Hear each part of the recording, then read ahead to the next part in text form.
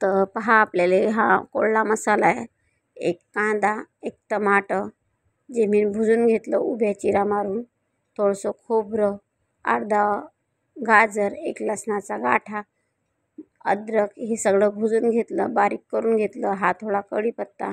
तर हे आपल्याला मिक्सरमध्ये काढून घेणं आहे. तर पहा हे मी मिक्सरमधून काढून घेतलं. आणि चला आपल्याला बनवून आहे मटण. त्याच्यासाठी घेतला मी एक कांदा. तर एक कांदा मी बारीक चिरून घेतला. ते हे आहे मटण अर्धा किलो. तर चला मी कढई ठेवते गॅसवर आणि कढई तपोसलो मी आपलं मटण धुवून काढते. तर त्याच्यात टाकते मी पाणी मटणमध्ये आणि इकडे ठेवली गॅसवर कढई. कढई तपली, त्याच्यात टाकलं तेल. तर तेल आपल्याला गरम होऊ देणं आहे. तेल गरम झालं की त्याच्यात टाकणं आहे आपल्याला एक नाही तर 2 तेजपत्ते. तर चला मी तेजपत्ते टाकले आणि त्याला मस्त थोडेसे कमी गॅसवर हलवून घेऊ. त्याच्यात टाकू आता आपण कांदा, जो की मी बारीक चिरून घेतला एक कांदा. तर कांदा आणि तेजपत्ते कमी गॅसवर आपल्याला चांगलं मस्त शिजू देणार 1-2 मिनटं. तर आपला 1-2 मिनटं कांदा शिजेस लोक आपल्याला मटण धुवून काढणं आहे. तर मसाला आपला तयार आहे. तर चला मी मसाला टाकते आणि मग तुम्हाला दाखवते. तर मोबाईल ठेवते मी दूर रॅकमध्ये, जो की मी मोबाईल ठेवला की मला भाजी बनवता येईल. तर मोबाईल ठेवला मी रॅकमध्ये आणि कढई चेंज केली गॅसवर, दुसऱ्या गॅसवर भात ठेवला. या कढईमध्ये आता टाकते मी मसाला. तर कमी गॅसवर मी मसाला बी शिजवते. तर पहा हा मी मसाला टाकला.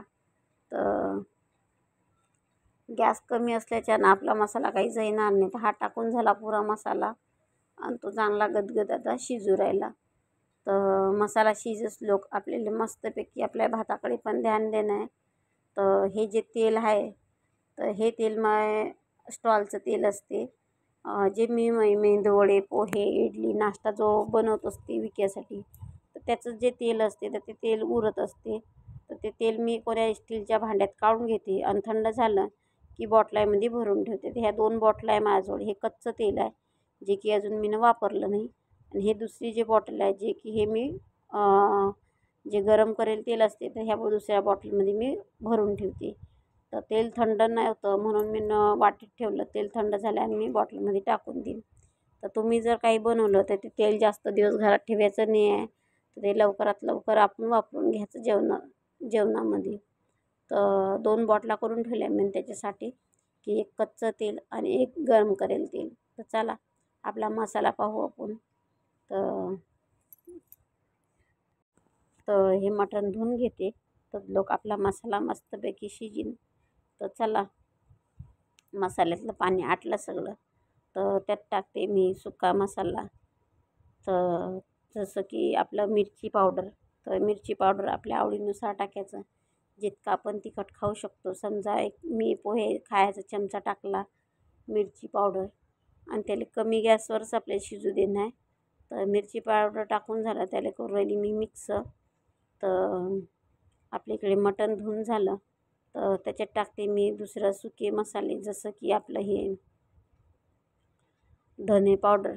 तर धने पावडर टाकायच्या अगोदर मी मिक्स करून राहिली मसाल्याले.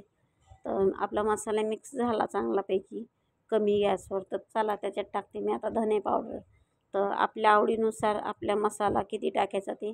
तर मी पोहे खायचा 1 चमचाच टाकणार आहे धने पावडरसुद्धा. आणि धने पावडर झालं, मिरची पावडर झालं, तर त्याच्यात टाकते मी जिरे पावडर. ते थोडंसंच टाकते मी, अर्ध्या चमच्यापेक्षा कमी. तर ते झाले आपले मसाले. त्याच्यात टाकते मी थोडंसं पाणी मसाले शिजायसाठी. तर मिक्सरच्या भांड्यात थोडं कपभर पाणी घेतलं आणि ते टाकून घेते. आता पाणी टाकून झालं ते करते मी मिक्स डबल आणि त्याला चांगलं शिजू देते. शिजल्यावर थोड्या वेळात त्याच्यात टाकीन मी मटण. तर ते मस्त शिजला आपला मसाला. तर त्यात टाकते मी मटण आणि मटण टाकल्यावर आपल्याला काही पाणी टाकायचं नाही आहे. तर थोडासा गरम मसाला टाकला मी त्याच्यामध्ये. तर गरम मसाला टाकून झाला, सगळं मस्त झाला आपला मसाला. त्याच्यात टाकते मी आता मटण आणि मटणला थोडंसं मिक्स करून घेऊ आपण. तर मटण टाकून झालं माझ्या. तर मटण टाकताना काही दाखवणं झालं नाही. तर हे मटण टाकलं आणि त्याच्यात थोडंसं पाणी टाकलं होतं. तर आपली मटण अशी शिजली. तर मटण टाकताना काही तुम्हाला दाखवणं झालं नाही, पण मटण टाकून झाली आणि मटणही मस्त शिजली. तर त्यात असं पाणी टाकलं मी ना, जसं आपल्याला लागेल तसं. तर हे मटण तुम्ही भाकरीसोबत, भातासोबत, चपातीसोबत खाऊ शकता. तर तुम्हाला कशी वाटली मटणची भाजी मला नक्की कमेंटमध्ये सांगा.